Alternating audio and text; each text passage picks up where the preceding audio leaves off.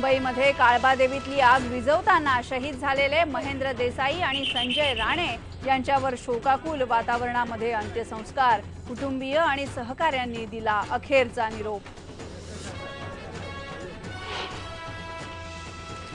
काळबादेवीची आग विझवण्यासाठी लागले तब्बल 11 तास। लाकडी बांधकाम असल्यामुळे मोठ्या प्रमाणामध्ये झालं नुकसान। गोकुळ निवास इमारत कोसळली।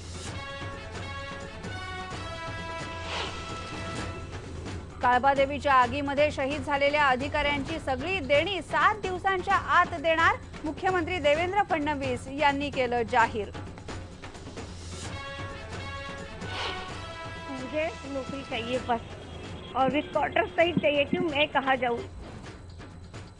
शहीद अधिकाऱ्यांच्या कुटुंबियांवर कोसळला दुःखाचा डोंगर। सरकारनं उदरनिर्वाहाचं साधन उपलब्ध करून द्यावं, शहीद अधिकारी महेंद्र देसाई यांच्या पत्नीची मागणी। पक्षाच्या बाहेर जाऊन लोक म्हणतात की तुम्ही महाराष्ट्राचे मुख्यमंत्री व्हा, होईल का नाही मी माहित नाही, पण लोकांच्या मनात मी मुख्यमंत्री व्हावा असं आहे, हेच माझ्या आयुष्यातलं विजयाचं गणित आहे। जिथे जाते तिथे लोक मला म्हणतात तुम्ही मुख्यमंत्री व्हा। पंकजा मुंडेंचं भारती विद्यापीठातल्या कार्यक्रमाच्या दरम्यान वक्तव्य।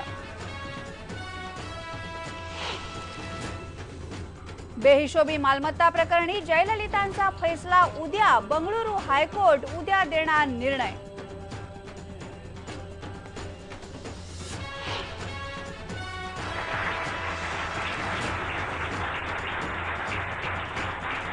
ज्येष्ठ अभिनेते शशी कपूर यांचा दादासाहेब फाळके पुरस्कारानं सन्मान। केंद्रीय मंत्री अरुण जेटली यांच्या हस्ते झाला गौरव। अमिताभ बच्चन, रेखा, रणबीर कपूर यांच्यासह बॉलिवूडमधले दिग्गज हजर।